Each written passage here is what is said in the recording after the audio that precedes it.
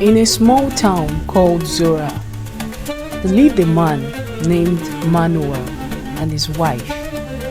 She had no children, but one day God's angel appeared to her with an extraordinary news. She would give birth to a son. This child would be a Nazarite to God from birth. No razor was to touch his head. He will begin saving Israel from the Philistines. In time, she gave birth to a boy named Samson. As Samson grew, God blessed him. From a young age, God's spirit began to stir him. He was different. He was set apart, chosen. One day, while traveling to Timnah, a young lion suddenly attacked him. There was no weapon in his hand, but God's spirit came powerfully upon him, and he tore the lion apart with his bare hands. Later, Samson married a Philistine woman. At his wedding feast, he told a riddle about the lion he had killed and the honey he later found inside it. But his bride was pressured by her people. She cried and pleaded with him until he revealed the answer. She betrayed him. Samson was furious. The tension between him and the Philistines escalated.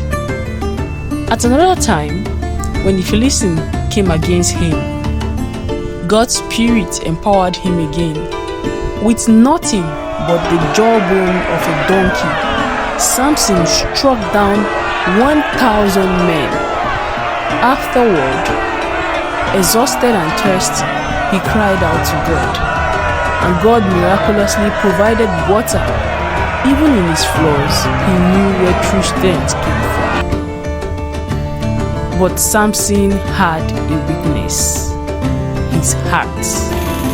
He fell in love with a woman named Delilah in the valley of Sorek. The Philistines ruler bribed her with silver to discover the secret of his strength. Again and again she asked him, "Tell me please where your great power lies." 3 times he misled her. 3 times she tested him. Each time he broke free easily. But she pressed him daily. She kept urging him. She pressured him to the point that he felt as if he would die from it. Finally, one day, he told her the truth. "No razor has ever touched my head. I have been a Nazarite of God from birth. If my hair is cut, my strength will leave me." While he was asleep, with his head on her lap, a man shaved off the 7th braid of his hair. When Samson woke up and said, "I will go out as at other times and shake myself free," but he did not know that God had departed from him. The Philistines seized him. They blinded him.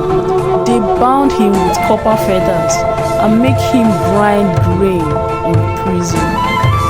The once mighty warrior was now a prisoner. But slowly, his hair began to grow again. Months later, during a grand festival to their god Dagon, the Philistines gathered in a massive temple. They praised their God for delivering Samson into their hands. They brought Samson out to entertain themselves. Blind and humiliated, he was led between 2 central pillars that supported the building. Then Samson prayed, "Oh God, remember me, please, and strengthen me just this once." He placed his hands on the pillar, and God answered. With one final surge of strength, Samson pushed with all his might. The pillars gave away. The temple collapsed. More Philistines died that day than during all the days of Samson's life. This is the story of Samson. Samson's story is not just about physical strength. It's about dedication. It's about weakness. It is about consequences. And it's about the merciful God who listens when someone humbly prays. Even